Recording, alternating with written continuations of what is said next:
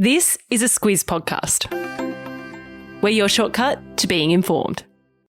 Squiz Kids acknowledges the traditional owners of the lands on which we podcast, the Turrbal and Gadigal people, and we pay our respects to elders past, present and emerging. Squiz Kids! It's your daily news fix. Fun, free, fresh. Hello and welcome to Squiz Kids Today, your fresh take on what's happening in the world around you. I'm Amanda Bauer. It's Monday, July 18. In Squiz Kids Today, are masks coming back to school? Europe's heatwave, rare whale sightings, and a 4-year-old helps win at the Tour de France. That's what's making news, kids style. The Lowdown. As kids around the country troop back to school for term 3, COVID and the flu are ganging up and doing their best to spoil the party. With the country's politicians meeting over the weekend to decide, among other things, whether masks should once again be worn at school. Both the Queensland and New South Wales government said at the weekend that they were strongly urging teachers and students to wear masks in the classroom, as all over the country the dreaded coronavirus takes advantage of the cooler winter temperatures to make a most unwelcome comeback. Thankfully, with so many of us vaccinated, a COVID resurgence doesn't pose the same sort of health emergency as it did a year ago, but it's still making plenty of us sick. And get this, there could soon be more rats in schools. No, not the furry variety with the big front teeth.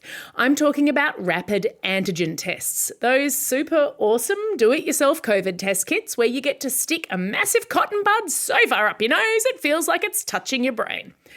What a time to be alive.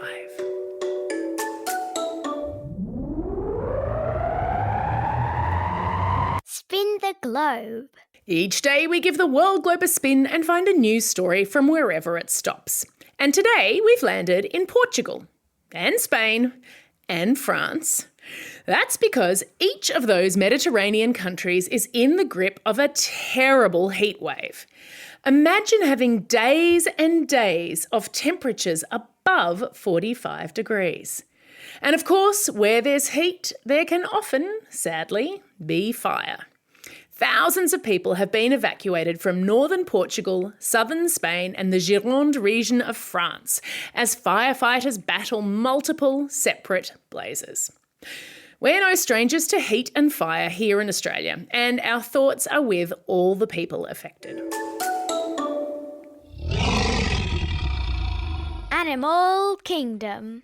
The waters off Victoria played host to an exciting new visitor last week when a pod of Type C killer whales were spotted by whale watchers.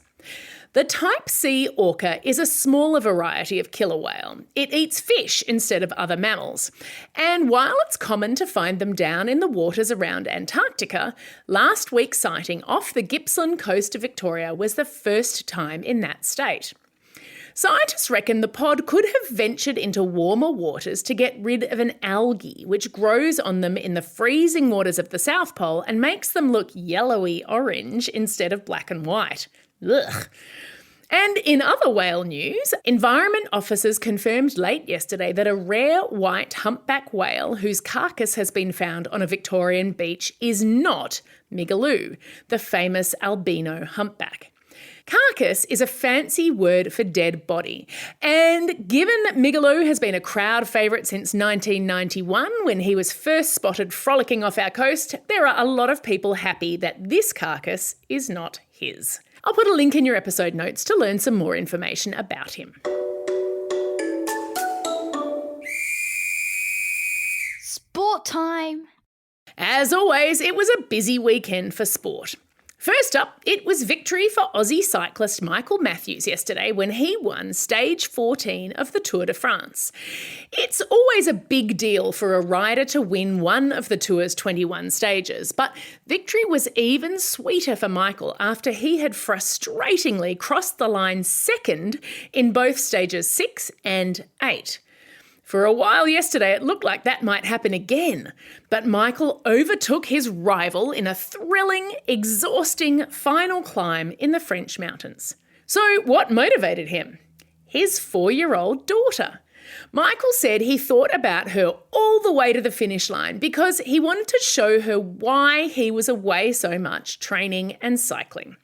I've put a link in your episode notes to the last kilometre of his race. Imagine cycling for more than 4.5 hours straight. If you want to know more about the Tour de France, including why there are so many winners of just one sporting event, jump into our shortcut to the tour, available to subscribers. I'll pop a link in your episode notes to a free trial.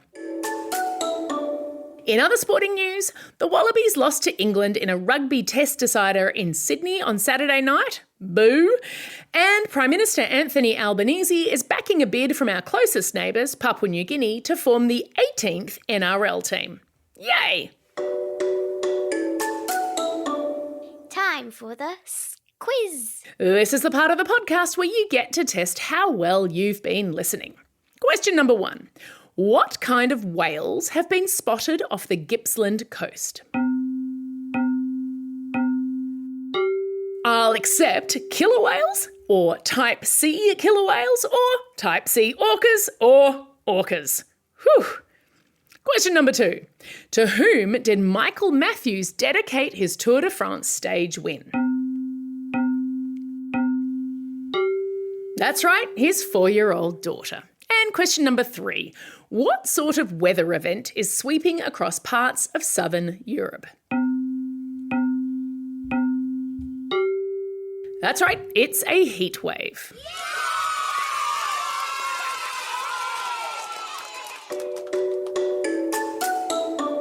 Shout-outs. It's July 18, and on this day in 1976, 14-year-old Nadia Comaneci made Olympic history by scoring a perfect 10 on the uneven bars in gymnastics.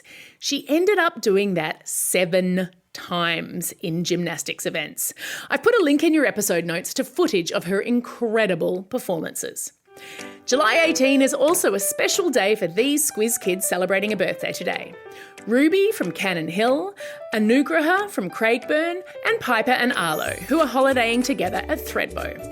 And because a bunch of you celebrated your birthday over the school holidays, we've got a backlog of belated birthday shout-outs, which we'll be working our way through all this week, starting today with Alana from Exeter, Oliver from Forest Lake, Delia from Craigburn, Olympia Lightning from Brisbane, twins Jade and Olive from Tasmania, Harvey from Dianella, Aaron from Adelaide, Emily from Sydney, Hugo from Perth, Atticus from Heidelberg, Mitchell from Wallaroo, and Ella from Launceston.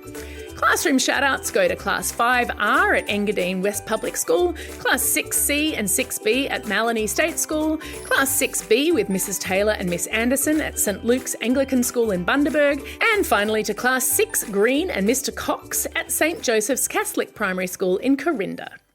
Don't forget, if you've got a birthday coming up and you want a shout-out, or if you want a classroom shout-out, drop us a line at squizkids@thesquiz.com.au. That's all we have time for. Thanks for listening to Squiz Kids today. We'll be back again tomorrow. In the meantime, get out there and have a most excellent day. Over